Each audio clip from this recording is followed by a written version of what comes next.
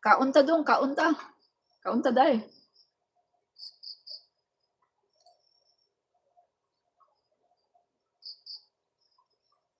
Merienda ta ba?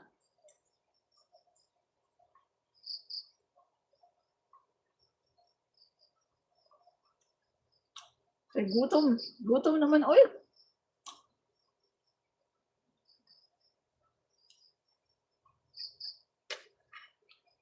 Gutom na lagi.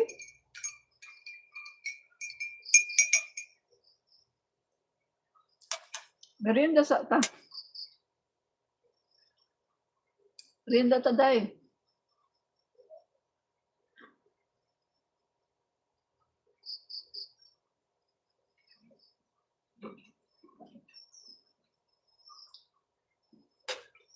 Merienda sa ta.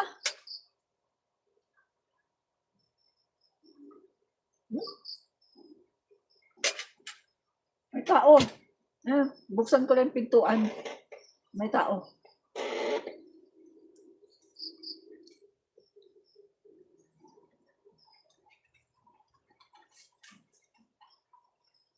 Somebody?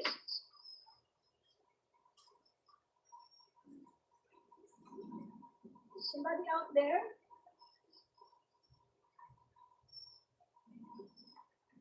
Somebody out there? Okay. Open the door. I open the door. Wala pa. Yan. So, tuloy po natin ang ating kain. Yan. Mga unsa ta day, uy. Mga unsa ta doy. Day, ugdong, mga unsa ta, kay gutom naman. Ay, ta mag-storyad ba? Ay, ta mag-live, magkuan sa ta, magkaon. Magkaon sa ta, oh, ang akong merienda, ensaymada o black coffee. Black coffee o ensaymada. So, mga unsa ta, oy, kay gutom naman, oy.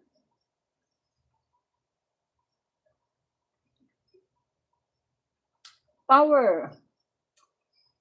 Animalistic power. Aron na atay power ba? Inig-istorya nato unya. Aron na power.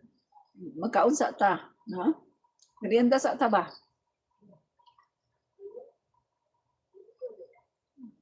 Merienda sa.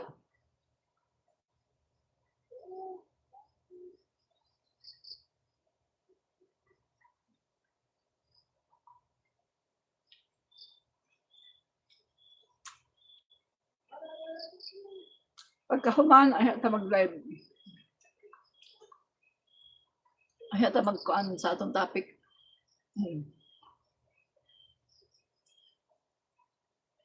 Mahurot na, mahurot na.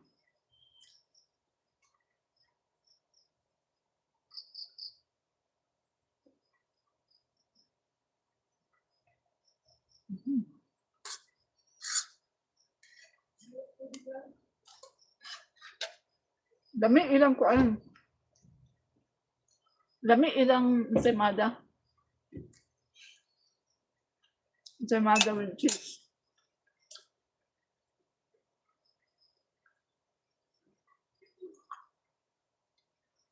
Dami.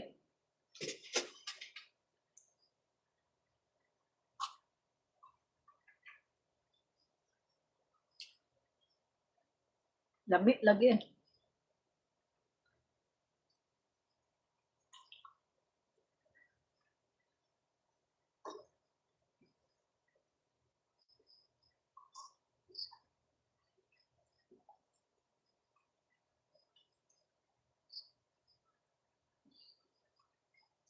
Thank you, Lord.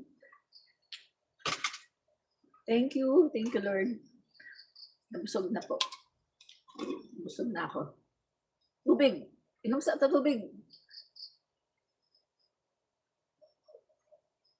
Uy, gamay na lang akong tubig, oh.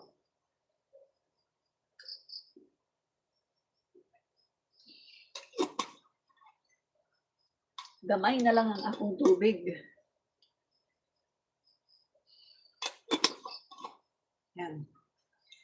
Okay. So, bago tayo mag-start, dali lang. Yung mic ko, kailan ko mag-mic? Kinahanglan na ako mag-mic kay dili ko mag-mic. Naikuan ka ng saba ba? Saba siya. Kinahanglan na mag-mic para dili saba.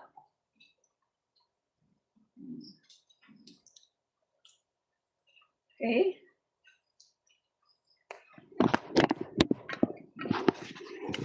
Oh, sabi ni Max Zenzer, Doc, may sayad ata sa utak. Si Sarah. Ano gamot dito, Doc, kay Sarah? Alam mo na, gamot kay Sarah. Pamental mo. Ipamental mo. Dali ah.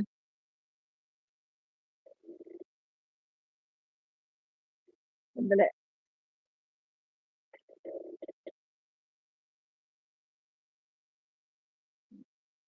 Okay.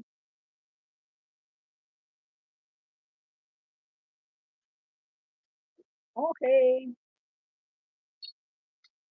Ano daw gamot para kay Sarah? Hindi ipamental mo. Hindi naman talaga yan. Ipamental. Kailangan niya mental hospital.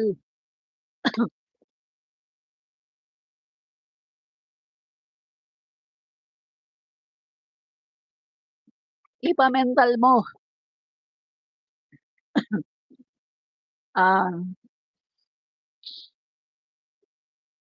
Sabi ni LD Channel, si Bakin, si John Vic.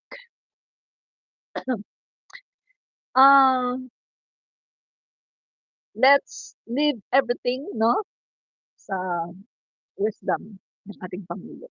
No? So, hayaan lang po natin ang ating Pangulo na magpasya sa mga dapat na pagpasyahan. No? So, as of now,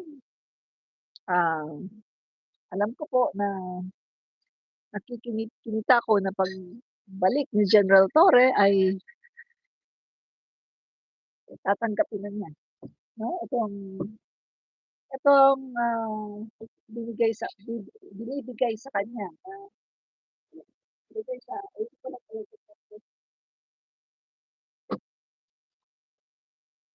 naniniwala ako na pagbalik ni General Torre ay kanya nang tatanggapin yung binibigay sa kanya na posisyon. No? So, naniniwala ako mga kaibigan na mag-ano lang muna si General Torre. Magpapahinga lang muna si General Torre, no? Pero naniniwala ako na pagbalik po niya ay eto na yung pasabog mo. At itong mga DDS na ito ay talaga namang mapapahiya. Kasi guys, sila po ay dami po nilang sinasabi no tungkol po sa kay General Torre, keso kawawa, keso ganyan, lalo na si Bato. Alam niyo hindi kawawa si General Torre, no? Alam niyo kung bakit? Kawawa ba naman yung 4-star general pa rin? At kawawa ba naman yung tao na buong-buo pa rin ang tiwala ng ating Pangulo at bibigyan pa ng mas malaking responsibility?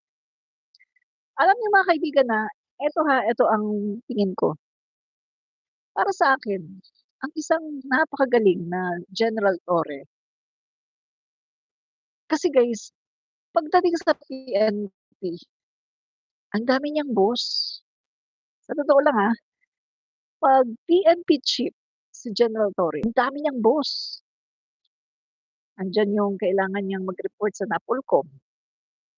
Andiyan yung kailangan niyang mag-report sa DILG kay John Vic Rimulya, andiyan pa yung, pinaka-commander-in-chief, si PBBM.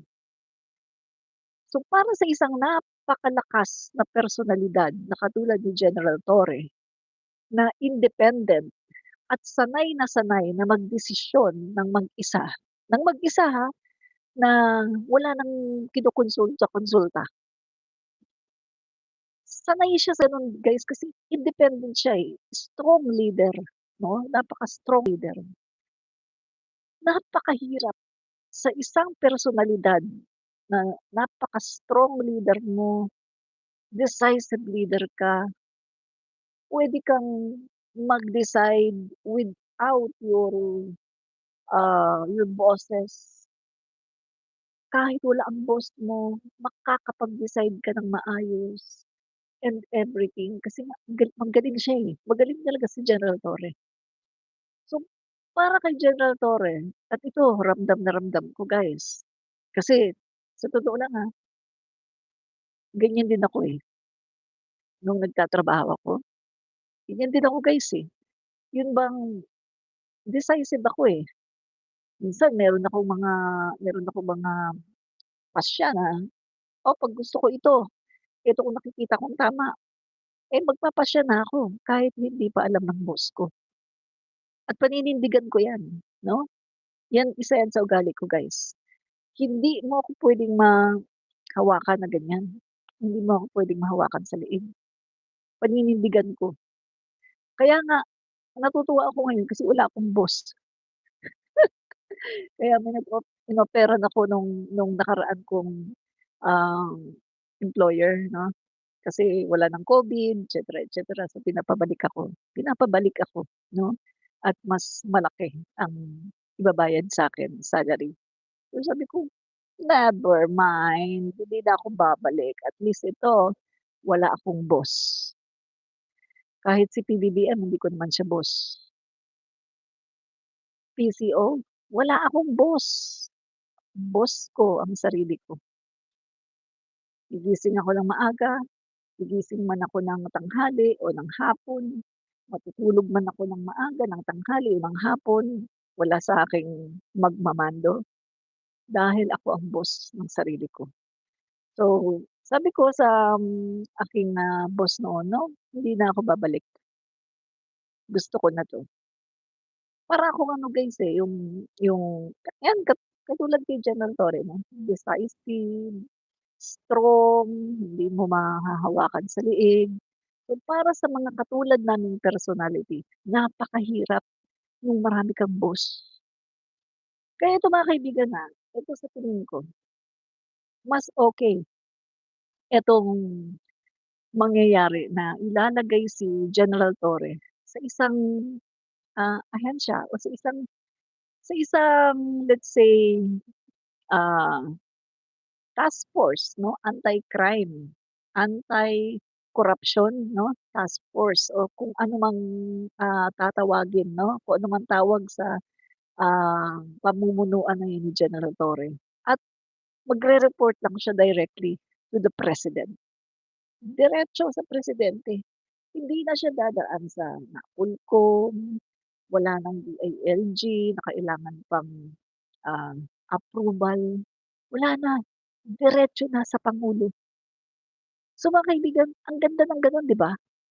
Ang ganda ng ganyan na talagang diretso na at hindi ka na, dadaan.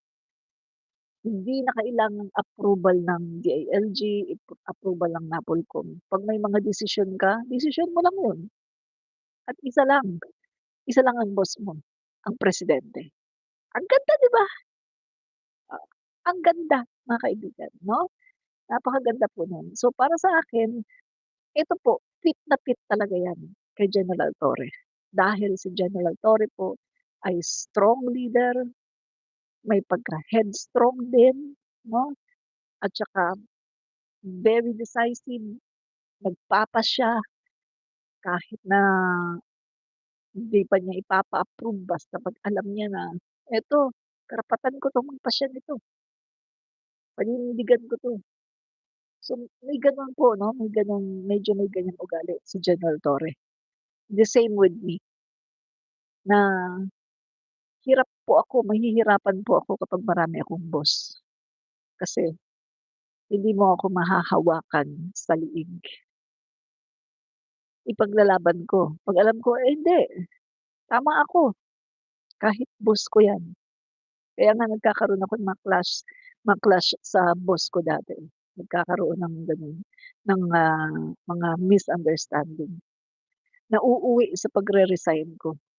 Kasi nga hindi ako ano, hindi ako magpapatalo.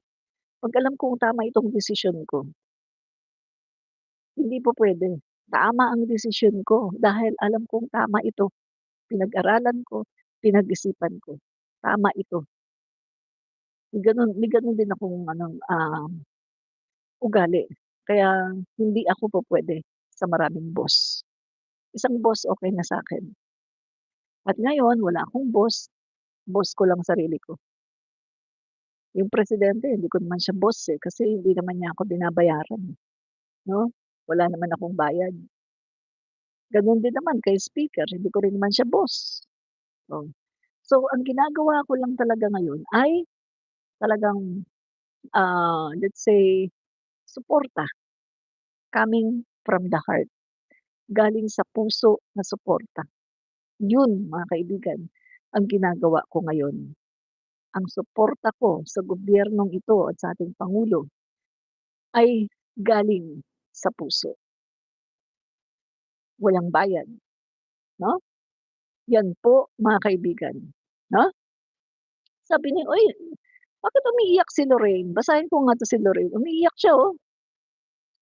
Ah, Lorraine Rodriguez, "Kaya ka umiyak dahil wala ng ayuda."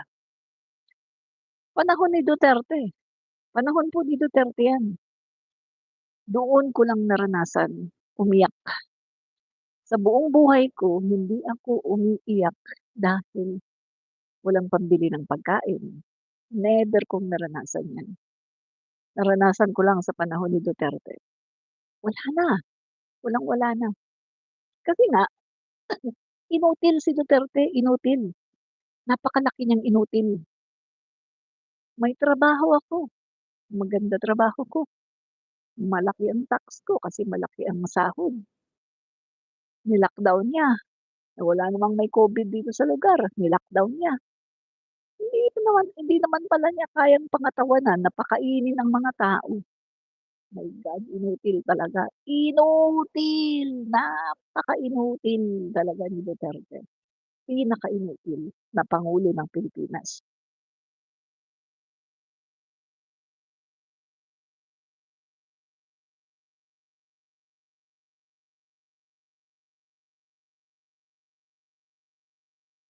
Kaya nga kapag nagba-vlog ako, yan talagang hindi ko makalimutan, 'no? Yan talaga, hindi ko talaga makalimutan. Si Duterte ay inutil.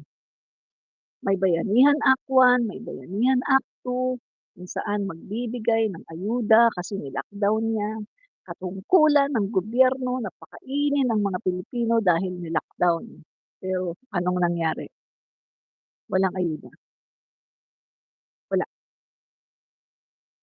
Mabuti na lang may mga private citizens na mga mayayaman na naglakas ng loob na magbukas ng mga community pantries para ang mga Pilipino, ang mga kapwa Pilipino ay makakain at hindi mamatay sa pandemic. Naalala niyo ang daing ng mga Pilipino during Duterte? Ang sabi ng mga Pilipino, "Hindi kami mamamatay sa COVID, mamamatay kami sa gutom." Yan ang sinasabi ng mga Pilipino. Hindi mamamatay sa COVID, kundi mamamatay sa gutom. Oh, 'di ba? Yan po mga kaibigan ang katotohanan. Si Duterte ay isang inutil, ang pinaka-inutil sa lahat ng pangulo na nakilala ko. Kasi ramdam ko, walang pangulo sa panahon ni Duterte Walang pangulo na nagki-care, walang pangulo na bumababa para hatdan ng mga makakain, ng mga ayuda, mga Pilipino. Walang pangulo na nagki-care. Anong sinabi ni Duterte? "Bahala kayo, mahirap kayo, mamatay kayo sa gutom, PI." Yan ang sinabi ni Duterte. Dali, pakita ko sa inyo, Mamatay daw tayo sa gutom. Yan ang sabi ni Duterte. Wala siyang pakialam, 'no? Habang sila ay humihiga sa bilyong-bilyong pera, ang mga Pilipino ay kini-curse niya na mamatay daw tayo sa gutom. Tingnan mo anong klaseng pangulo ng Pilipinas yan, 'di ba? Ah, mahirap kayo, mahirap kayo. Ito,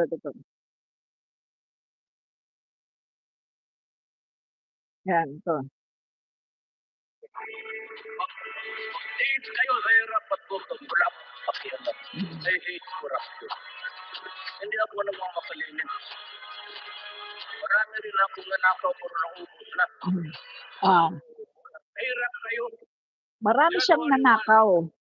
Marami siyang nanakaw, maraming nanakaw. Ito pa, marami siyang nanakaw, guys. Pero pinagtitiis niya tayo. Hirap at gutom, wala akong pakialam. Mag-tiis kayo sa hirap at gutom, wala akong pakialam. Di ba? Mag-tiis kayo sa hirap at gutom, wala akong pakialam. May ano pa 'to, meron pa 'tong mura, minura niya ang mga Pilipino. January 1, pag hindi nyo lang uso lang dyan. Meron pang ano, January 1, pag sige. Mag-tiis kayo sa hirap at gutom, wala akong pakialam. January 1. di ba? Yan po, sa panahon ni Duterte, minumura lang niya ang mga Pilipino na magtiis daw sa hirap at gutom. Wala daw siyang pakialam, di ba? Yan po mga kaibigan. Gusto kong maintindihan niyo na yan po ang nangyari sa panahon ni Duterte. Wala tayong pangulo, walang nakikitang pangulo na nagki-care, walang nakikitang pangulo na bumababa sa mga liblib na lugar at namimigay ng mga ayuda. Wala tayong pangulo na nagki-care at tinitingnan, iniinspeksyon yung mga baha, ay yung mga flood control projects, bakit baha ng baha. Wala tayong pangulo na bumababa at nag-iinspeksyon sa mga kung anong mga dapat na inspeksyonin. Wala. Ngayon lang tayo nagkaroon ng pangulo. Remember mga kaibigan sa panahon ni Duterte, trending, hashtag, nasaan ang pangulo? Trending yan. Sa Twitter, sa Facebook, TikTok, trending, hashtag, nasaan ang pangulo? Hinahanap ang pangulo. Every time na may bagyo, na may baha, na may mga kalamidad, hinahanap si Duterte. Nasaan si Duterte? Nasaan ang pangulo? Hindi maramdaman ng mga Pilipino ang presensya ni Duterte. Kasi nga, nagkakadahirap na ang lahat, binabaha na ang lahat. Si Duterte, ayun, natutulog sa kanyang kulambo.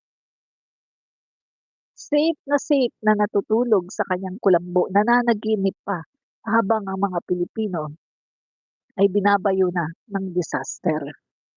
Kaya sa panahon ni Duterte, sumikat yan, hashtag, nasaan ang Pangulo? Yan po mga kaibigan, no? Yan po ang nangyari. Sumikat yung hashtag na yan, trending, hashtag, nasaan ang Pangulo? Dahil si Duterte ay inutil. Walang pangulo sa panahon ni Duterte. Walang pangulo na nagki-care. Walang pangulo na nandyan para sa mga Pilipino. Pinabayaan niya mga Pilipino, minura niya, mahirap kayo, mamatay kayo sa gutom, PI.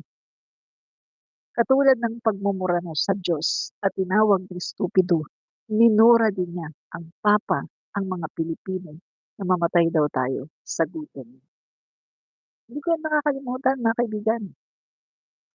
That is the darkest hour of my life, ang pandemic. Siguro kung ang pangulo natin during pandemic is PBBM, masaya ang buhay. Masaya ang buhay ng mga Pilipino. Kung ang pangulo ng pandemic ay si PBBM, malamang sagana ang mga Pilipino sa pagkain at hindi kailangan mamalimos ang ating mga kababayan. Kung ang pangulo sa pandemic ay si PBBM, malamang ang mga Pilipino hindi na talaga kailangan na umalis, maghanap ng paraan o kung ano bang magagawa para kahit mamalimos para lang makakain. Hindi na kailangan dahil ang pangulo, si PBBM, siya na mismo ang maghahatid sa ating mga bahay-bahay ng pagkain. Katulad ng ginawa niya. Nitong pangulo siya, wala ng pandemic. Nakakarating Tawi-Tawi, Hulu, Sulu, Basilan, kahit sa isang sulok ng Pilipinas, Luzon, Visayas, Mindanao, NCR, nakakarating ang pangulo natin sa lahat ng dako ng Pilipinas. Nakakarating siya at naghahatid ng tulong sa mga Pilipino.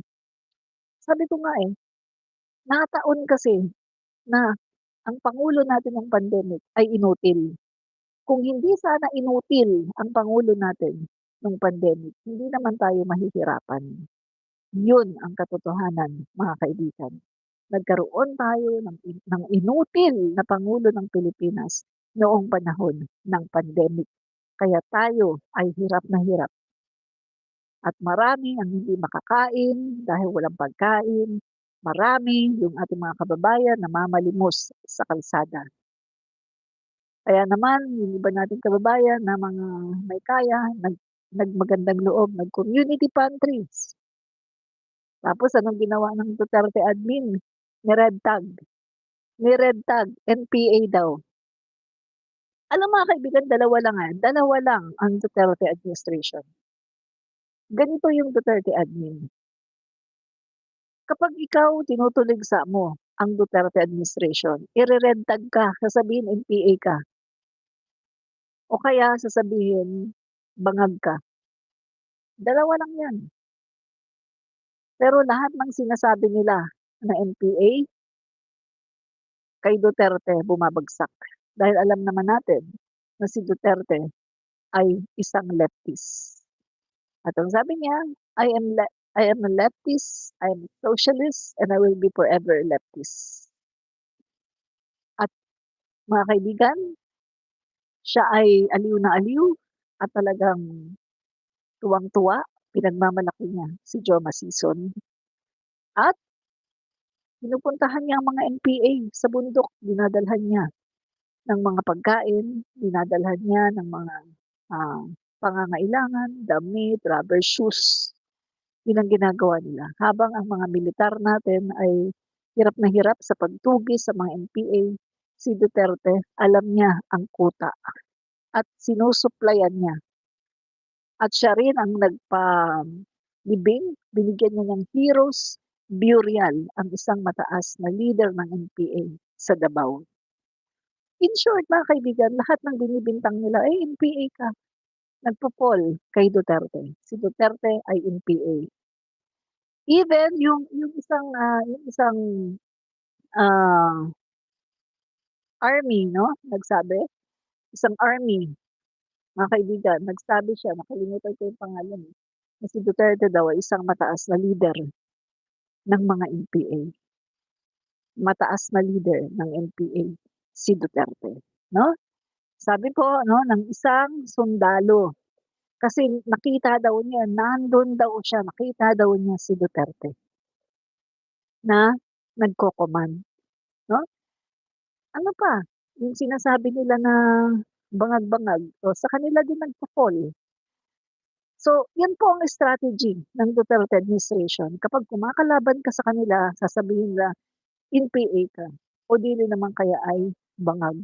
Dalawa lang yan eh. Tapos, ipapaano ka na, raratratan ka na, kinabukasan ganun ka na. Yan po ang strategy ng Duterte administration. Isang administrasyon na walang habas na pumapatay sa ating mga Pilipino. Isang administrasyon na walang takot sa Diyos, walang paggalang sa human rights. Isang administrasyon na mapang-abuso sa mga Pilipino. Isang administrasyon na matakaw sa kapangyarihan, sa salapi, at isang administrasyon na bastos, walang galang sa mga kababaihan, sa mga ina, sa mga ate, walang galang sa mga babae.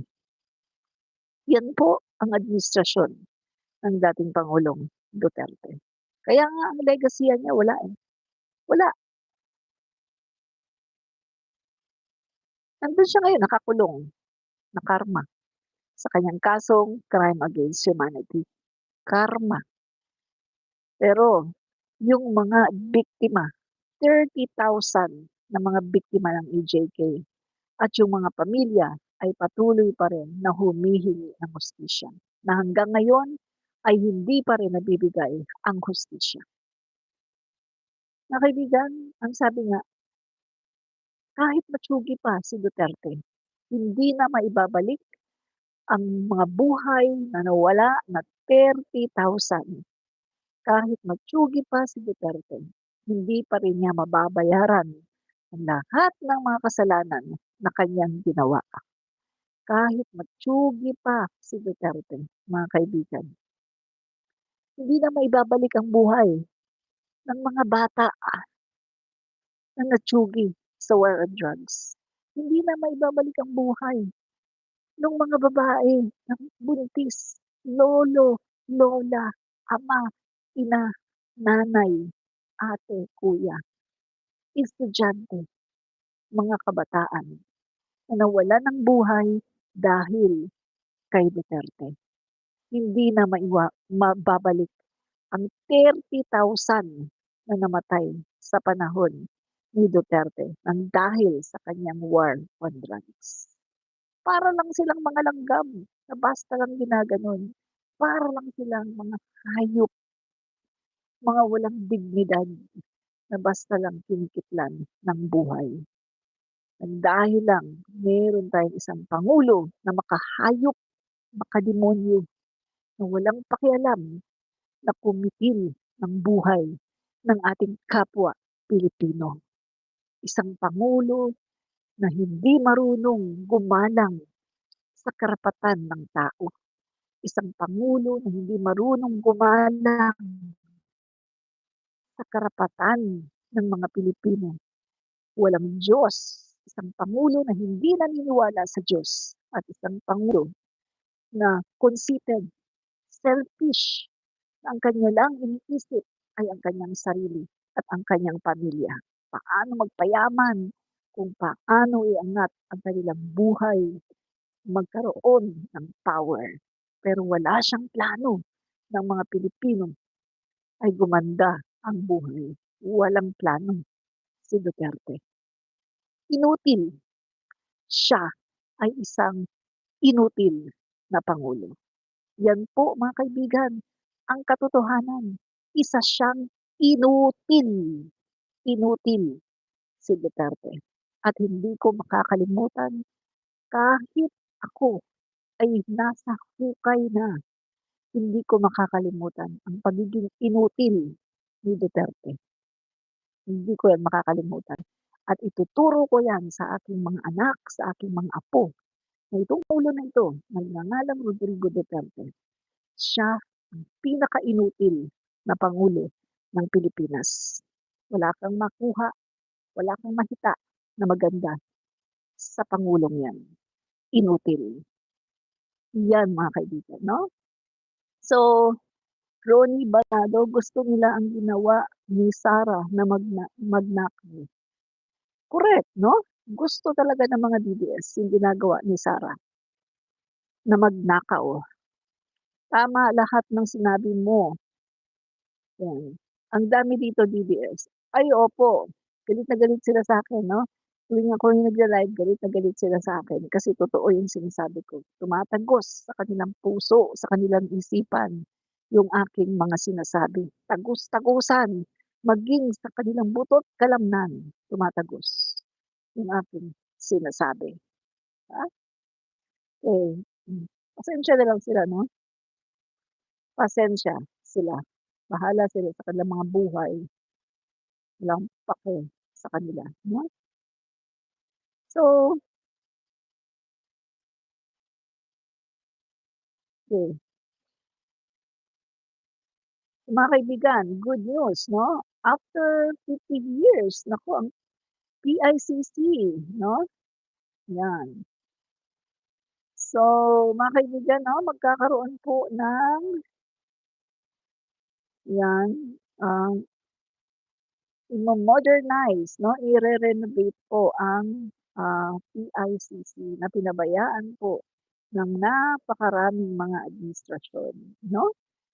Actually mga kaibigan, itong PICC gamit na gamit ito, grabe.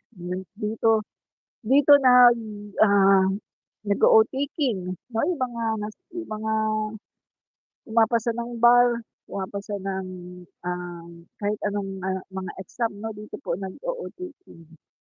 Bar exam o kahit anong mga examination. Dito rin po nagga-graduation, dito rin po nagka-canvassing 'no, dito rin po nagkakaroon ng mga, o-taking 'no, yung mga nananalo na mga, ah, yung mga nanalo ng mga party list, ng mga congressman dito po 'no sa, PICC. At dito din po ginaganap sa PICC yung mga international convention. So, sobrang gamit na gamit ang PICC. Pero bagamat gamit na gamit ito ng mga nakaraang administrasyon, hindi po nila pinaganda, hindi po nila inayos, 'no?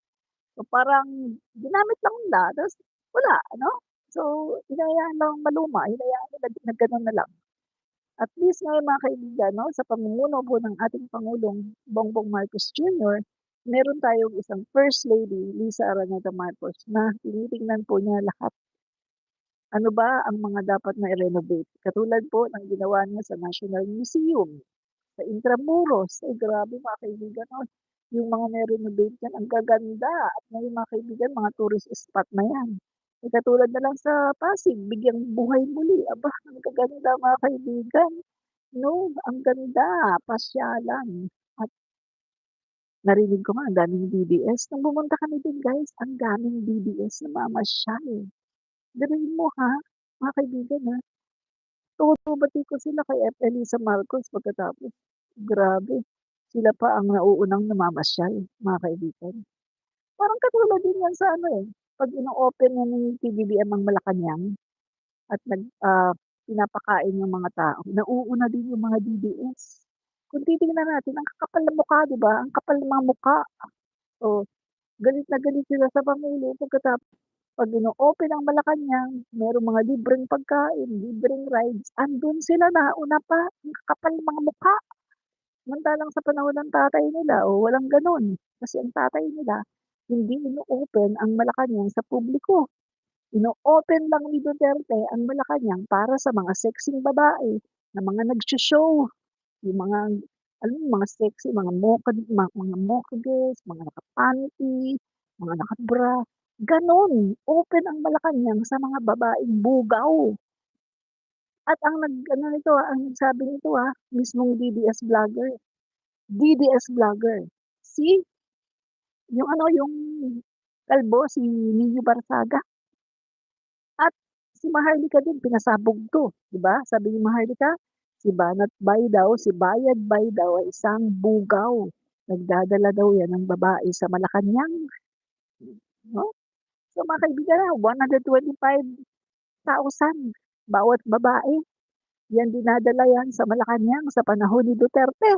'Yan po ang ginawa nila sa Malacanang, binaboy nila ang Malacanang. Wala silang pakialam, binaboy nila, dinala nila yung kanilang mga kalibugan sa Malacanang, 'di ba? Eh, 'di ba sabi nga ni Duterte nung nag-o-taking siya, tuwang-tuwa si Duterte, o-taking siya sabi niya, "Tingnan niyo sa kaliwa ko, nandun daw yung pamilya niya, 'no? Andun daw yung wife niya." Ibig niyang sabihin si Elizabeth, sabi, "Tingnan niyo dito sa may, kanan." Andiyan daw yung isa niyang pamilya, ha? Tapos meron pa daw, 3 yung binanggit niya nun, 3, 'no? Tapos sabi pa niya, natawa siya, sabi niya, ah, ano ba yung salita niya, meron siyang salita, na parang gusto niyang sabihin na, "Na-a-amaze kayo ano?" Parang gano'n, "Na-a-amaze kayo ano?" Tapos sabi niya, "Ah, depende lang 'yan kasi," ang sabi niya, "depende lang 'yan sa management ng libog." My God, my God! Yung pangulo niyo gano'n, ipinagmamalaki niya na 3 yung kanyang asawa. Dala-dala niya during that time 3 daw, 3 daw yung babae niya during that time habang nag-o-OTT. At sabi niya, depende daw kasi 'yan sa management daw ng libog. My God! Kaya naman pala nung nasa dahig na siya, nung nakakulong na siya sa dahig, naglalabasan na yung mga girlfriends at nag-aaway pa kasi merong mga iskandal na pinapakita daw yung mga video ng masiselang bahagi ng katawan ni Duterte. My God! Nag-aaway-away yung mga babae, mga girlfriends niya. Yan ang inyong presidente, yan ang inyong gustong presidente. Mga DDS, immoral, walang moralidad, hayag na hayag ang pagiging bastos. Yan ang gusto niyong presidente. Eh, ang presidente namin isa lang ang asawa. Isa lang ang asawa at intact ang kanyang mga anak. Ang kanyang mga anak ay magagalang, marespeto, 'di ba? Ay ang Duterte niyo, wala. 'Di ba? Oh, 'di ba? So, ano pa? Ano pa? Ah, Ronnie Baldonado, alam mo DDS kung mali ang sinasabi ni Madam, pwede 'yan kasuhan dahil fake news. Hindi siya pwede kasuhan na fake news kasi tama ang sinasabi niya. Tumpak, correct. 'Pag sinabi kong, marami siyang asawa, totoo naman naglalabasan. 'Pag sinabi kong nagnakaw siya, totoo naman, may video, sinabi niya, "Marami akong nanakaw, naubos nga lang." Sabi niya 'yan, 'di ba? At marami pa siyang mga pronouncement na sinasabi niya na nagnakaw siya. Pagdating naman sa mga pagpatay ng tao, marami siyang pronouncement na sinasabi niya na siya umo-order siya ng shoot to kill. At pagdating naman din sa mga babae 'no, na dinadala daw sa Malacanang, aba, may resibo din. Nino Barsaga, si Nino Barsaga walang walang nakakapag-ano sa kanya, walang walang nakakapagsabi sa kanya na, hindi totoo 'yan." Napansin niyo kahit isang DDS vlogger, walang kumokontra sa kanya. Kasi nga sabi niya, "Ilalabas ko ang resibo, may resibo ako." Totoo na talagang nagdadala ng mga babae, 125 per head bawat babae sa Malacanang sa panahon ni Duterte. Eh, paano niyo ako kakasuhan? Lahat yan totoo, 'di ba?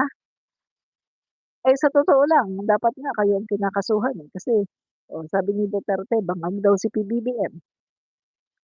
Kesyo si PBBM daw nasa listahan ng mga gumagamit. Anong sabi ni Bato? Bato de la Rosa, PNP chief ni Digong. Ang sabi, wala daw sa listahan si PBBM. Kahit daw sa police record, wala. Anong sabi ni Abayalde? Dating ano din, PNP chief. Wala daw siyang nakita na pangalan ni PBBM. Wala. Anong sabi ng isa pang PNP chief? Ganon din, wala daw siyang nakita na pangalang Ferdinand Marcos. Wala. Tapos later on, anong sabi ni Duterte? Wala daw. Wala daw yung pangalan ni PBBM. So, mga kaibigan, ang mga Duterte bumababalentong. Balentong dito, balentong do'n. May sasabihin ngayon, bukas babawiin, bukas iba na naman, bukas iba na naman. Sabi niya bangag daw, gumagamit daw, tapos yung mga ilang araw, wala akong sinabi ha." Baka antibiotic. Kasi 'pag may mga ubo, my God, sinungaling, 'di ba? Sinungaling, grabe ang pagkasinungaling, ha? Yun yun. So, masakit lang talaga ang katotohanan, sa totoo lang. Masakit ang katotohanan, pero kailangan niyang tanggapin dahil yun naman talaga ang totoo, 'no? So, nagsasabi lang ako dito ng totoo, 'di ba? Ah, okey. Naku, oo nga 'no? Grabe, katulad nito, ang sabi ni Digong, "Pobre lang kami," 'no? Ang sabi ni Digong nga, "Pobre lang kami." Pobre, pero guys, tignan mo 'to, tingnan mo yung anak, ang mamahal, ang mamahal ng mga gamit, ang mamahal ng kung ano-ano 'no? Grabe, grabe guys. Bag lang, 1,000,000, 1,250,000, grabe, 'di ba? Kung titingnan natin Kung titingnan natin mga kaibigan, hindi naman siya katulad kina Andrea Brillantes na kabi-kabila yung mga endorsement, mga malalaki. Wala, si Kitty baker lang at saka lately lang siya nagkaroon ng baker. Pero kita mo naman, 'no, estudyante pa yan, estudyante pa yan, ganito na siya kabongga, 'di ba? Estudyante pa yan mga kaibigan, naglalabas na yan ng mga ginagawa niya 'no, sa social media nilalabas niya yung kanyang lifestyle na para siyang ano, heart evangelista na ano, na ang mamahal ng mga gamit. Eh, si heart evangelista talagang pinanganak yan na mayaman. Sila ang magulang niya ang may-ari ng Barrio Fiesta at kita niyo naman 'di ba, Barrio Fiesta, napakaraming mga branches. At bukod diyan marami pang mga negosyo, bukod sa Barrio Fiesta. Pinanganak na mayaman si Heart Evangelista at endorser ng napakaraming mga, malalaking produkto. Kaya merong resibo kung bakit gano'n siya nakakabili siya ng gano'ng mamahalin. Pero Kitty Duterte, my God, estudyante pa lang siya nun ganito na siya. My God, anong ibibili niya, 'di ba? Tapos linggo-linggo na paritoke. Sabi nga ng mga kababayan natin na yung mga vloggers 'no ng, PBBM, sina Kent, sabi ni na Kent Garcia, oh, build, build, build daw yun, Duterte administration. Yung mukha ni Kitty, yun daw yung build, build, build ng Duterte administration. Ang ginastos daw dun 'no, sabi ni na Kent Garcia, ay pera daw ng taong bayan. So yun po ang nakikita 'no ng taong bayan. Kasi biruin mo ha, estudyante ka pa lang, naggaganyan-ganyan na. Estudyante pa lang siya nun guys, ganito na siya, grabe, hindi pa man nagkakatrabaho, ganon na ka-lavish ang kanyang pamumuhay. Grabe, 'di ba?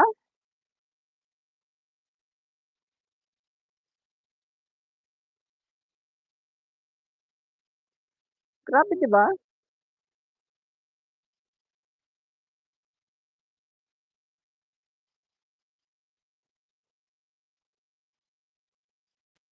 Grabe,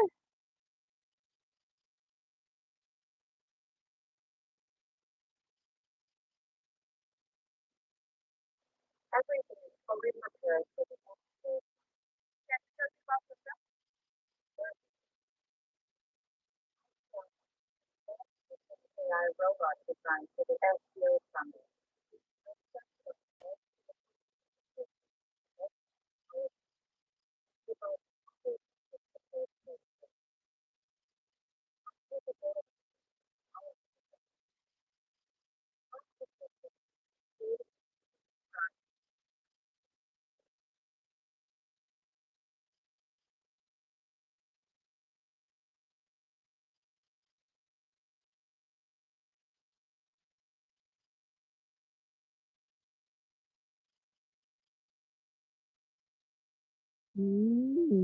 Okay.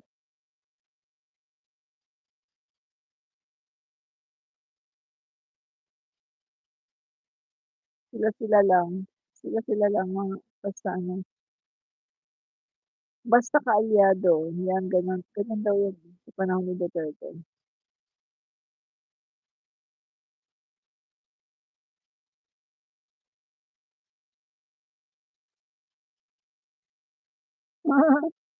Sabi nung isang OFW at maliit ang huh? Ibig sabihin pati OFW? Oh, ang grabe.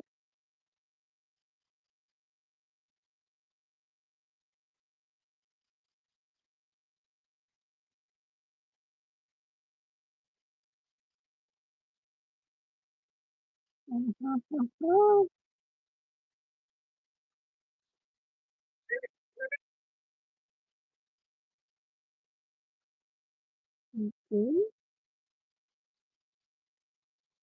okey.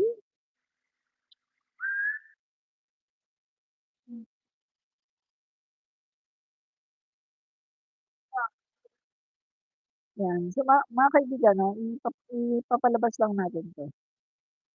Okey.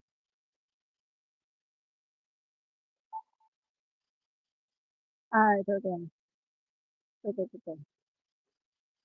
Ganitong malaking magnitude ng issue sa budget sa NEP. Ito kaya yung dahilan kung bakit paminsan hindi na ginagalaw ng mga congressman yung mga naka-line item para hindi rin sila masisi kapag nagkaroon ng problema. Kasama yan. Kasama na yan.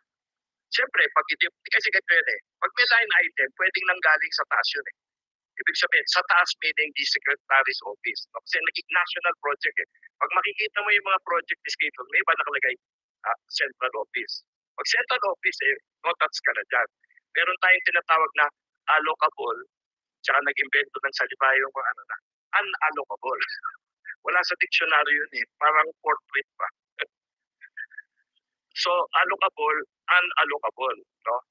Yung unallocable, hindi namin pwedeng gagawin. Yung allocable, yun yung sinasabi kong rekomendado ng district engineer na pwede namin ipag-usapan with him. At yun ang dinidepensa namin dahil nag-uusap kami sa mga barangay with the district engineer. Sila ang unang pumupunta sa kanya eh. Then dadating na lang sa amin yan pag medyo napagsama-sama niya na. Pero yung mga ganon, yung mga hindi mo alam paano pumasok dyan, eh, you cannot touch it supposed to be. Unless clearly it's within your allocable. No? Sir, hindi ba, Hmm. sir, two bad questions at this time. Ito ba yung sinasabi ni Senator Big Lacson na parang hindi na raw parang inuulit daw yung mga projects. Yun ba yung sinasabi? Kasama na siguro yun eh. Kasi bakit mo ilalagay sa Marikina budget yung tapos na? Kasi pag na-approve yung budget na walang nagpasa, na-approve yun, kasi pasok yung pera. Kung sino kayo magagawa ng implementation na yung ahensya. So parang tumama sila sa loto bigla. Di ba? Kasi wala nang kailangan gawin na proyekto pero lumanding na naman yung budget sa kanila. Yun eh. Ang sama talaga eh. Hindi talaga, hindi talaga, hindi talaga, ang hirap paliwalaan na may nangyayaring ganyan.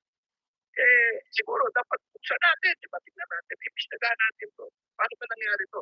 Kasi marami po, lagi tinuturo, DPWH. Pero nagbigay sa amin ng papel na yun, DBM. So, sinasabi nila, pagtanggap namin, hindi, kasi siguro, sa central office ng DPWH yan. Eh siguro, di ba? Eh, mag-investiga na tayo para sigurado. Ha? O, malaman natin kung saan pa talaga nanggaling yung problema. Yun ang gagawin natin. Sir, another thing. Okay, no? So, tignan Baka natin. walang nangyayari katulad dito sa DPWH. Ako, ah, kawawa yung mga kasama kong congressman, no, na kung minsan nabibintang na kung ano, na wala namang kasalanan. At nakikita ko naman marami talagang seryoso naman sa trabaho. Siguro hindi naman kami, 100% perfect na house, ano. Pero by and large, masipag sila. At ang dami pinapasa pag congressman ka. Pasa ka ng pasa. At kailangan naintindihan mo. So, pero isipin mo, ang dami na nga ng trabaho. Ang hirap na nga sundan lahat ng mga nakikita din. Tapos biglang tatamaan ka ng ganito na hindi mo alam paano may susunod. Sir, two follow-up question. Naman, no? Stage, ito na lang yung talagang, the straw that broke the camel's back sa amin. Kasi, siyempre may mga nagpalong na. Hindi ba nakikita ng DBM kung 70.73 million, 73 million, 73 million, sa 73 million, di ba? Tapos 10 rin na 93 million, tapos may ilan na po. Hindi ba nila napupuna yun? Sunod-sunod naman nakapila yun sa isang pahina. Di ba? Anong kailangan tinapos mo para makita mo na medyo suspicious yun? Kasi kailangan ba nag-criminology ka para malaman mo? Teka mo, natagalit yata ako. Di ba? So, yun ang problema natin. Maraming lumalabas na ganyan. Ngayon, dun sa ibang mga agencies, sinabi ko na nga, hindi naman kami kasali sa pag-formulate ng agency. So, mga agency, finance people na yung magbabantay sa kanilang mga entries, no?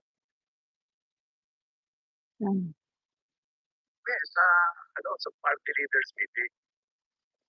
Pasensya na sa ibang party leaders meeting ko dyan ko pinag-uusapan namin. Pero tingin ko kailangan malaman. Open naman sila natin dito.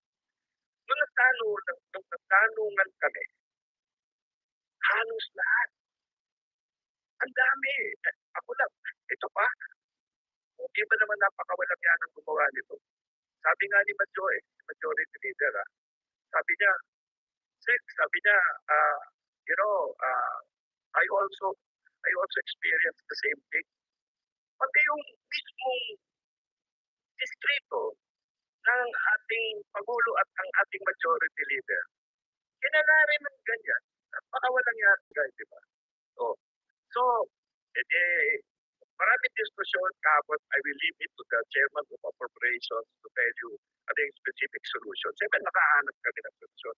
Ang unang reaction namin lahat, kung walang yan na ganito, itanila lang natin lahat sa presidente. Alam mo, kurahin na natin itong budget process. Diretso na lang yung presidente kasi pag nag-reenacted budget tayo, the amounts will remain. Hindi naman ganun kalayo sa last year's budget yung kalagay. All the project classifications and titles will disappear. Diba? So, ano mangyayari? Zero base ka ngayon. Pag isa-isa kayong pipila ng presidente, justify. Correct. Tama. Pero mas mabuti dyan justify namin kay presidente ito dahil alam namin talagang tinitignan niya to at saka Correct. sa akin sa para sa tao. Kung kani-kanino lang kami pupunta, ito i-justify namin dito sa mga, hindi naman namin alam kung anong nangyayari dito. Kung paano kami magtatanggol yan. Correct. Diba? Correct. So, yun ang naging problema. At yun lang kaya sabi ko, hindi dapat imbestigahin natin. Nagkagari naman sila dapat. Hindi, dapat imbestigahin natin yan. Correct. Hindi pa may kagagawa dyan. Paano nangyari yan? Diba? Ayan Yan. So, yan mga kaibigan, no? Kasama yan sa topic natin, mga kaibigan, no? So, meron ditong dokumento. Ito. Ito po yun. First conference po yan ni Deputy Speaker Ronaldo V. Puno, no? Itong August 29, Friday. Yan. So, ayan po mga kaibigan, no? Si Deputy Speaker Ronaldo V. Puno. So, kung nakinig kayo, no, sa sinasabi niya, ay okay po yan mga kaibigan. So, basahin natin yung pinakahuli na.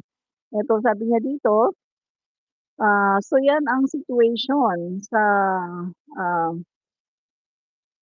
but what probably happens is pagpunta doon sa DPWH, meron talaga siguradong mga paminsan-minsan may himala dyan. So ngayon, ano na ang papel ng congressman pag sa DepEd yan?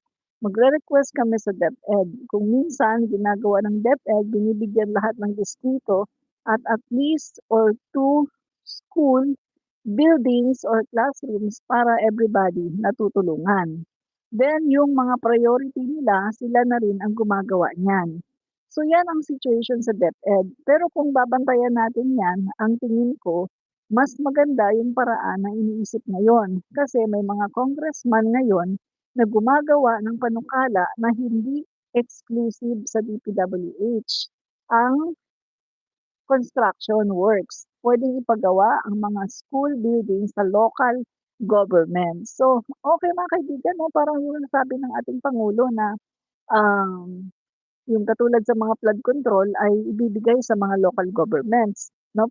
So para sa akin, maganda ito kasi kanya-kanyang gawa, kumbaga.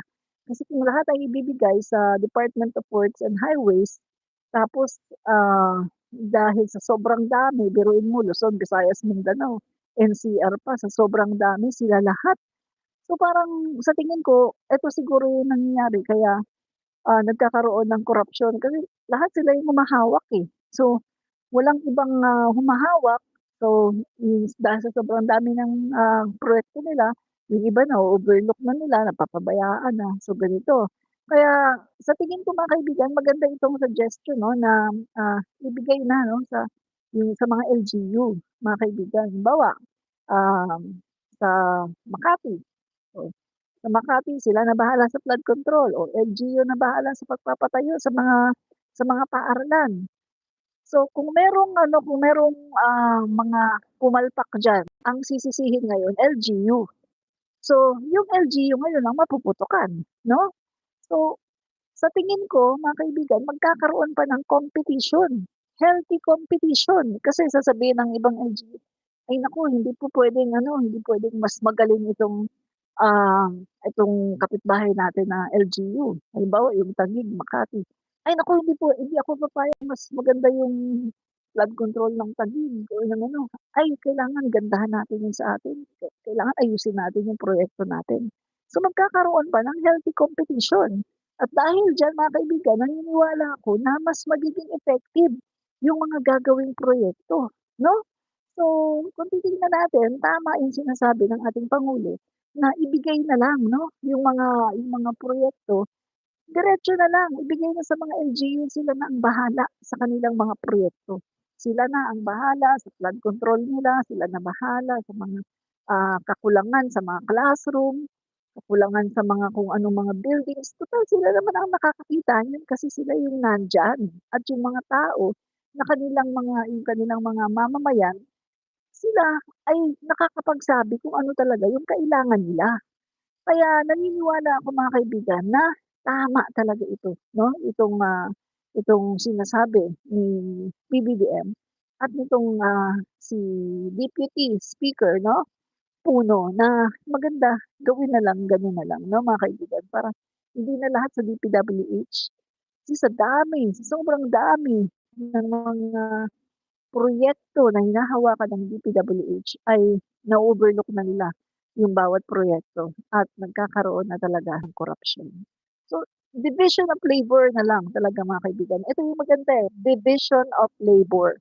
Kahit saan ka pumunta, kapag ang mga proyekto ay nakatalaga lang sa iisang ahensya, mga kaibigan, magkakaroon talaga yan ng korapsyon at magkakaroon talaga yan ng mga kapalpakan.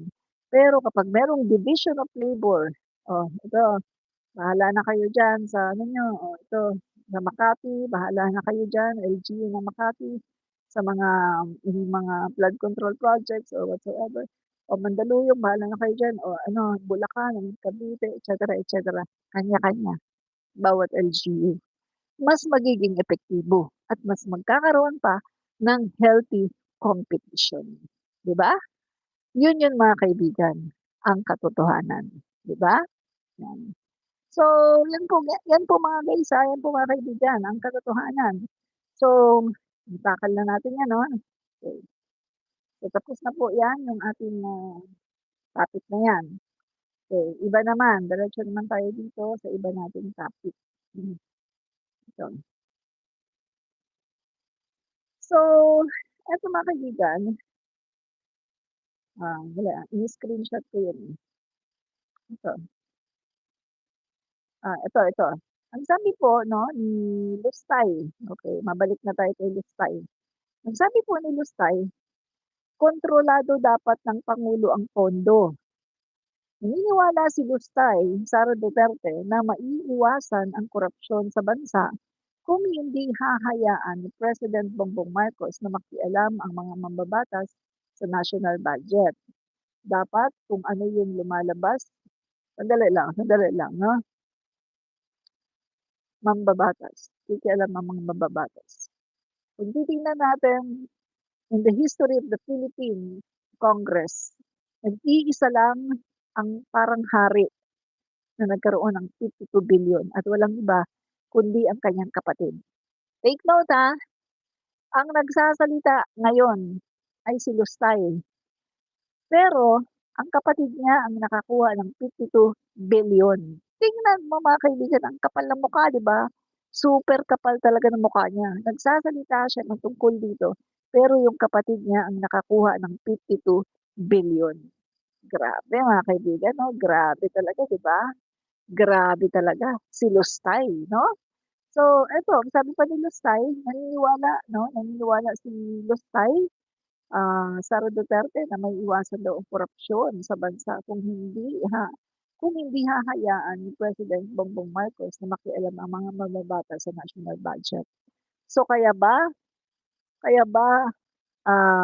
ang yung kapatid ay nakakuha ng 52 billion? Pero kung titingnan natin, during the time of Duterte, si Duterte ay grabe ang pakikialam ni Duterte sa national budget. Na ginawa niya, tinransfer niya ang budget ng DOH, ng DOH, Department of Health. Yung budget ng Department of Health ay tinransfer ni Duterte. Billion-billion mga kaibigan. We speak about billions. Tinransfer niya sa PSDBM. At naglagay siya ng mga tauhan niya from Davao City, inilagay niya sa PSDBM at kinasabwat niya para sa kanyang mga pangungurakot sa Parmali. Tingnan niyo mga kaibigan, sino ang nakakulong ngayon? Si Christopher Lau, yung nilagay niya sa PSDBM, yung tao ni Bongo at tao ni Duterte. Yun ang nakakulong ngayon. Pero kung titingnan natin, sino ba ang dapat na ikulong? Di ba dapat? Yung mga promotor? Kaso yung promotor nasa dahig na eh. Nasa dahig. Nakakulong din sa kasong crime against humanity. So kitang-kita natin, may korupsyon kasi may nakakulong eh.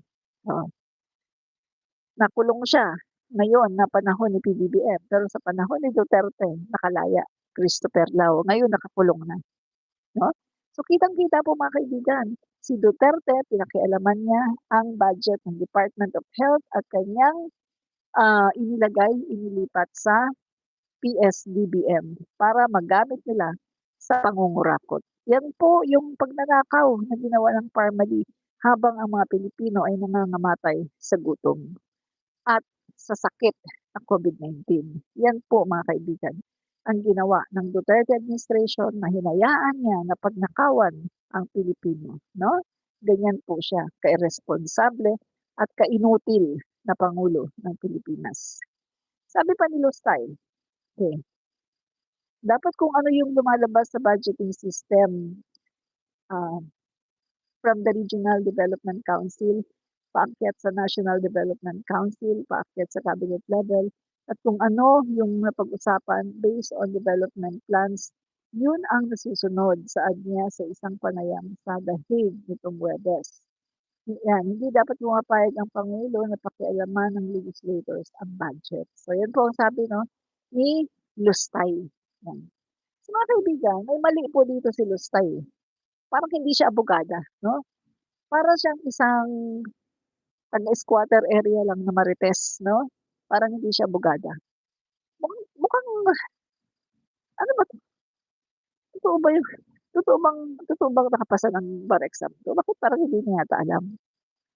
Hindi ata alam ni Lustay na ang Kongreso, sila yung tinatawag na the power of the purse.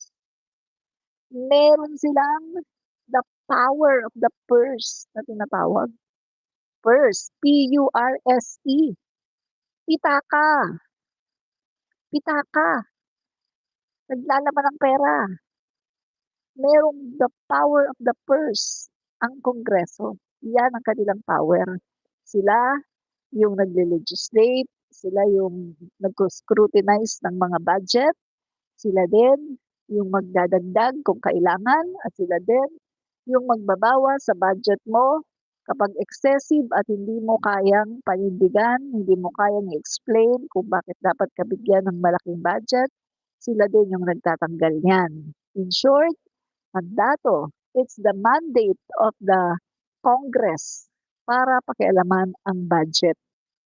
At ang pakikialam ng Kongreso sa budget ay within the yung budget appropriations kung saan kaharap yung napakaraming mga kongresista at kaharap yung mga secretary at yung kanyang mga empleyado at ipinagtatanggol nila yung kanilang budget na hinihingi habang ini-interpolate naman sila ng mga kongresista kung bakit sila dapat bigyan ng ganyang kalaking budget at kung bakit hindi kailangan bigyan ng ganyang kalaking budget or bawasan. Diyan po mga kaibigan, yan po ang power ng mga kongresista. Oversight power para tingnan kung ang budget na yan ay nararapat ibigay sa bawat ahensya. At kapag nag-okay na po yan, pag okay na po yan dyan at lahat okay na, dinadala po yan sa plenary session, no? Sa plenary hall at doon po nagkakaroon ng session. Pangkalahatan na po yan. Pangkalahatan, didinggin ang lahat ng mga budget ng iba-ibang mga ahensya at ng iba-ibang mga secretary. At meron dyan mag-sponsor, no? Sa bawat departamento, merong isang kongresista mag-sponsor sa kanilang budget. At pag-uusapan, pagdidibatihan sa plenary, kung bakit hindi ka pwedeng bigyan na yan, ay bakit kailangang bawasan. At dyan po nabuko sa plenary, dyan po nabuko ang 125 million ni Sara Duterte na inispend lang ng 11 days. Dyan po nabuko si Sara Duterte sa plenary. At yan po mga kaibigan, no? So mukhang hindi po ata alam ni Sara Duterte ang function ng House of the Representative. Ang tanong ko, abogado ba talaga si Sara Duterte? Or nakapasa ba talaga ito sa bar exam? O baka hinilot-hilot lang dahil malakas ang kanyang tatay? Abogado ba talaga si Sara Duterte? Bakit yung kanyang the way she talk? Bakit para lang siyang isang marites sa squatter area? Diba? Bakit wala yatang trace ng pagiging abogado? The way she talk, the way she act, the way she react, wala. Walang trace ng pagiging abogado. Walang trace ng pagiging edukado. As in wala. Para lang siyang isang marites, na basag-gulera, chismosa, na palaging mainitin ang ulo, na nakahandang manuntok at mag-hire ng assassin. Ganun po mga kaibigan. Correct. Hana Mea. English, mali-mali pa. Correct. Mali-mali pa mag-English si Sara Duterte. Hindi mo siya maipagmamalaki sa ibang bansa. My God. My God. Nakakahiya, no? Ito ang Pangulo na gusto ng mga DDS. Nakakahiya. Yung bang tipong kapag naging Pangulo siya ng Pilipinas, pagkatapos kasama ka, no, nandun ka, nakikinig ka, UN. Yung bang tipong magtatago ka na lang kasi nahihiya ka. Nahihiya ka kasi magtatago ka na lang kasi yung Pangulo mo nagsasalita. Kakahiya mga kaibigan. Hindi marunong si Sara Duterte. English niya mali-mali. Hindi siya makapag-organize ng thoughts. Iba-iba. Parang si ano din, tatay niya, 'di ba? Tatay niya magsasalita ng ano, tapos hihinto, hindi na niya alam ang susunod. Ibang topic na naman. Pagkatapos ang bagal magsalita, hihinto, hindi niya alam kung anong kasunod. Ibang topic na naman. Yung bang tipong sa isang tayo niya, nakakasampung topic siya dahil hindi niya alam kung paano tapusin yung isang topic. Gano'n po si Sara Duterte. Sabi ko nga sa inyo, eh, magdebate kaming dalawa, taob sa akin 'yan, taob sa akin si Sara Duterte 'pag nagdebate kami. Sabihin mo batas, sabihin mo, tungkol sa batas, hindi ako lawyer siya. Bigyan mo lang ako ng topic at bigyan mo lang ako sa anong batas 'yan at pagdedebatehan namin, talo ko 'yan, itataob ko 'yan mga kaibigan. Talong-talo sa akin 'yan, walang binatbat 'yan. Bobo mga kaibigan, walang-wala sa akin 'yan. Bugok siya mga kaibigan, bugok. Si Sara Duterte ay isang malaking bugok. Sa totoo lang, hindi ako nagyayabang sa inyo, mga guys, hindi ako nagyayabang. Pero 'pag nangyari 'yan na magdebate kami, itataob ko 'yan. Nasabi ko sa inyo, bugok si Sara Duterte. Hindi natin siya maipagmamalaki sa ibang bansa. Yung bang tipong mahihiya ka.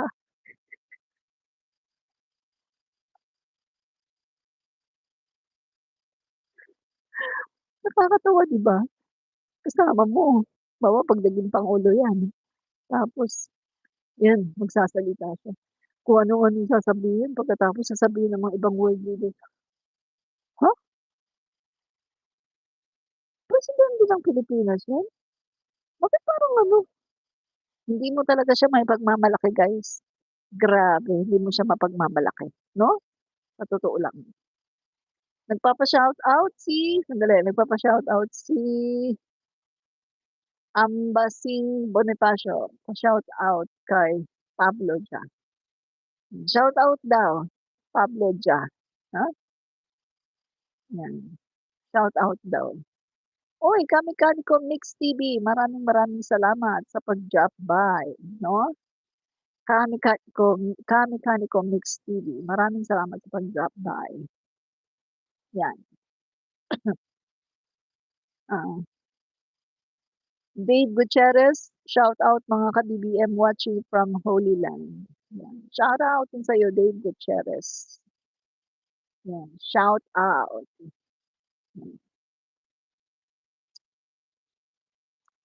Okay.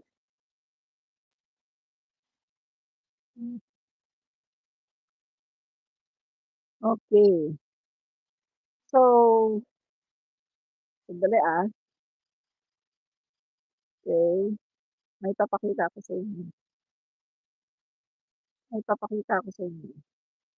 Ano ba mga kaibigan, na ito, sasabihin ko sa inyo ang katotohanan. Alam niyo ba mga kaibigan, na itong PCO during the time of Duterte ay nagbabayad ng troll farms. Yan. Kaya ngayon sa panahon ni PBBM, inakala ni Marco Beta na the same pa rin, 'no? Pero wala po, kahit 5, 'no? Kuripot po ang pangulo namin, so hindi po siya nagbabayad ng vloggers. Ang pangulo namin ay kuripot, Ilocano kasi, 'no? Minsan sabi namin, nakakainis naman 'tong pangulo natin, ang kuripot, walang bayad, 'no? Hindi kami binabayaran mga kaibigan, libre po kami. Pero sa panahon ni Duterte, alam niyo ba mga kaibigan, bayad, 'no? Nag-ha-hire po si Duterte ng troll farms, 'no? At meron po yang ebidensya. Ayan, okey. Duterte camp spent $200 billion, $200,000 for troll army. So 'pag sinabing $200,000, pumapatak po siya na nasa mahigit 10 milyon, 'no? Mahigit 10 milyon po At ito po ay ayon sa Oxford study, no? Ito pong Oxford study research, sila po yung nag-study, nagre-research patungkol po sa iba-ibang mga bansa na merong mga eleksyon. At isa po ang Pilipinas sa kanilang pinuntahan at nag-research po sila, no? Nag-study, nag-survey, et cetera, no? Scientific po yan, ang kanilang method. Kaya ito po ay totoo, no? So, napag-alaman po nila na si Duterte, the Duterte camp, ay nag-spend ng $200,000 for troll army, no? So, nagbabayad po ang PCO sa mga vloggers ni Duterte. Biruin mo, 10 milyon, mga kaibigan. Kaya pala, mga kaibigan, totoo talaga yung sinabi ng mga kasama ko eh. Panahon ni Duterte, nagsiyaman ang mga vloggers ni Duterte. Sa panahon ni Duterte, nagkaroon ng mga bahay, may resort, may kotse. Guys, open your eyes. Tingnan nyo, tingnan nyo. Pero ngayon, sa panahon ni PBBM, kawawa naman kami. Sana man lang kahit may monthly, kahit siguro 20,000, tatanggapin ko monthly, no? Kaso wala eh. Kuripot kasi yung aming Pangulo. Yung aming ginagawa lang dito ay for free. Kumbaga, tunay na pagsuporta sa Pangulo namin. Totoong pagsuporta sa Pangulo namin, walang bayad. Ang Pangulo po namin, kuripot, Ilocano siya. Ayaw po niya magbayad, no? Kasi ayaw niya. Kuripot siya eh. Sorry. Sorry PBBM Sorry po, mahal na Pangulo. Hindi po ako nagrereklamo. Pero totoo naman kasi kuripot po kayo eh, no? Tagal-tagal ko ng vlogger, no? Na sumusuporta sa inyo pero walang bayad. Sorry po pero kuripot talaga kayo. Pero okay na rin. Okay na rin na kuripot kayo. Kasi hindi naman kayo corrupt. Kaysa naman kay Duterte, oh, sige, galante, nagbabayad ng mga vloggers ng DBS. Pero ang daming ninakaw, corrupt. Mas gugustuhin ko na yung kuripot pagkatapos hindi naman nagnanakaw. O, di ba? Kaya okay lang. Kaya nga nagmo-monetize na lang kami ng aming mga pages kasi ang pangulo namin ay kuripot at hindi nagbabayad ng vloggers. Kasi ayaw niya yung peke na suporta. Ayaw ng pangulo namin ng peke na suporta na katulad ng mga DDS na peke na suporta, mga bayaran, mga trolls, 'di ba? Yun yun. 'Di ba? Sabi ni Lorraine Rodriguez, nagbaha naman ng drugs. Ay, tama ka dyan. No? Panahon ni Duterte, nagbabaha ng mga illegal na mga kasi ang pamilya nila inakusahan nga, 'di ba? Family nila, drug syndicate. Uh, 'Di ba yan yung conclusion na ginawa sa Quadcom? Conclusion na ginawa sa Quadcom na ang war on drugs si Duterte ay panakip sa drug enterprise ng kanilang pamilya. Nasa Quadcom yan. Yan ang napatunayan sa Quadcom na ginamit lang ang war on drugs para pagtakpan ang family drug enterprise. Nasa Quadcom yan. Hindi yan fake news. Hindi ko yan inimbento. Yan ang sinabi. Conclusion. Nung nag-gather na lahat ng mga ebidensya, lahat ng mga testimony ng mga dating pulis, lahat ng mga dokumento, ang conclusion nila, ang war on drugs si Duterte ay ginamit lang palabas to show off para sabihin na galit sa droga. But in reality, ang pamilya nila ay merong drug business. Oh, 'di ba? Kaya yung ibinabato sa mga kay PBBM bumabalik din sa kanila, eh. Bumabalik kay Duterte ang binabato nila kay PBBM, bumabalik sa mga Duterte. Kasi sabi sabi nga nung isang DDS dati, ngayon PBBM na. Sabi ng isang DDS, ang isang nagdodroga, madaming asawa, madaming kabit. Eh, si PBBM isa lang asawa, walang kabit. At yung nagdodroga, ang mga anak, mga bastos 'yan, bastos, mga walang galang. Parang sina Basti lang, parang sina Sara, mga bastos, mga walang galang. Titingnan mo naman sina Sandro, sina Vinny, sina Simon 'no, magagalang, mga disente, 'di ba? Ano pa, ang nagdodroga, broken family. Hindi mo alam kung saan siya, dun sa isa, dun sa kabit, dun sa ano. Broken family, sino ba broken family? Duterte.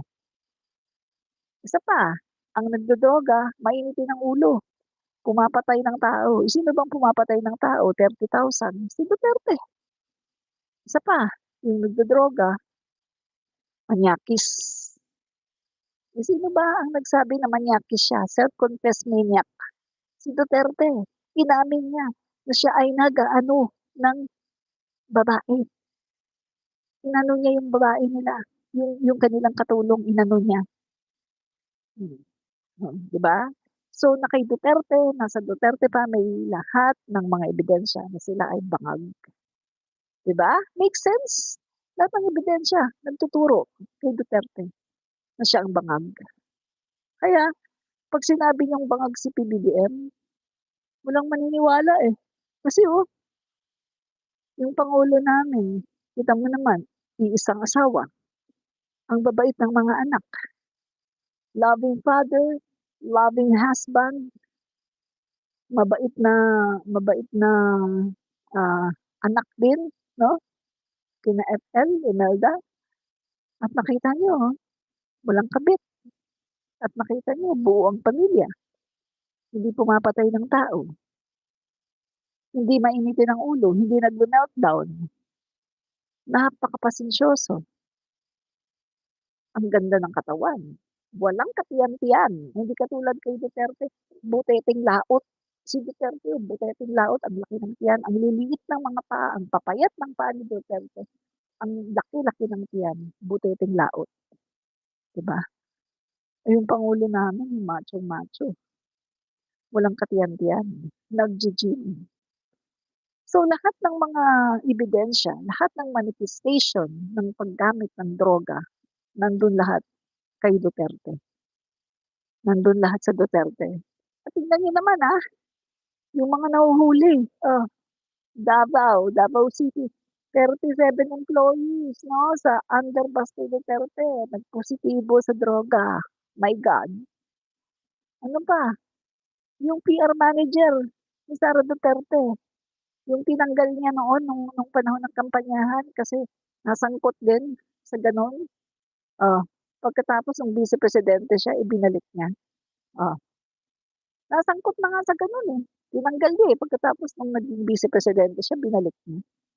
Oh, so ngayon, nakikita natin lahat ng mga binibintang about PBBM, nandiyan lahat sa inyo, mga Duterte. Nandiyan lahat sa inyong mga bangag na mga idolo, 'di ba? Kitang-kita sa mga idolo niyong bangag. 'Pag sinabi niyo namang pangit ang mukha, aba, sino bang pangit ang mukha? Oh, Duterte. Bukbukin ang mukha, flat ang ilong, ang laki-laki ng ilong. Yung anak naman mga retokada, nagpapaputi, mga retokada, pero ang papangit naman in reality.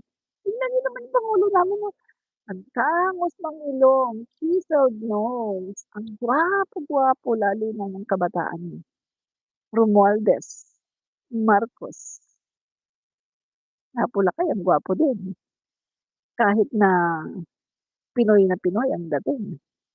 Ah, PBBM ang gwapo ng pangulo namin, parang ano, parang may pagka-aga mulak na may pagka Sino ba yun yung partner ni ano, ni Angelo De Leon? Yun yung mukha ni BBM. May pagka-Aga-Mulak na may pagka-Bobby Andrews. Grabe. At Elisa naman parang Angelo De Leon. Kaya yung mga anak ang gugwapo, 'di ba? Eh, Duterte ang papangit ng anak. Kung hindi pa magparetoke, wala ka talaga. 'Di ba? Oo. Galit na galit na si Lorraine Rodriguez. Galit na galit na siya, nagmumura na.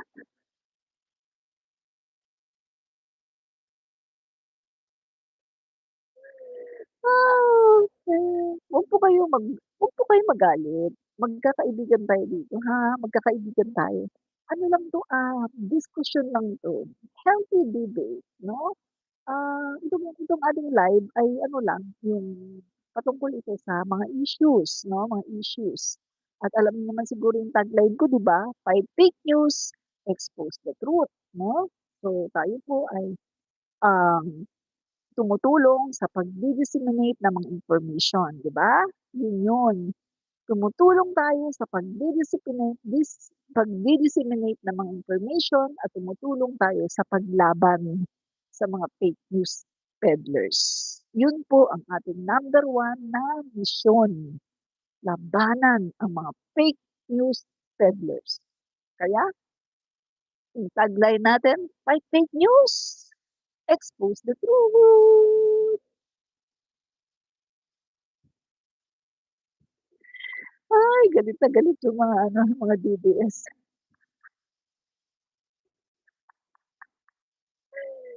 Dave Gutierrez, ang daming bangag na DDS dito sa comment section. Mga niligaw ng landas na budol ni Duterte. Tama ka dyan, tama ka talaga dyan, no? Dave Gutierrez. Correct po kayo, no? Correct. Tama kayo. Uy, Lorraine Pokpok, ha? O Lorraine Pokpok ka daw, sabi ni Dave Gutierrez. Siguro kilala ka nito, no? Pokpok ka daw, Lorraine. Kami Kaniko Mix TV. Maraming salamat, Kami Kaniko Mix TV. Yan. So, huwag po magagalit ng mga DDS kasi tayo dito ay nagsasabi lang ng katotohanan, no? Fight fake news, expose the truth. Yun po. So mga kaibigan, out na muna ako kasi manonood pa ako kay Yusek Attorney Claire Castro. Bye-bye and God bless! Maraming po salamat sa mga maka-PBBM, sa mga DDS, sa mga Pinklawan. Maraming pong salamat. Mga kaibigan, no? Mga kaibigan, mga kababayan. Fight fake news, expose the truth. Kami Kaniko Mix TV, maraming salamat. Bye-bye! Shout out sa inyong lahat.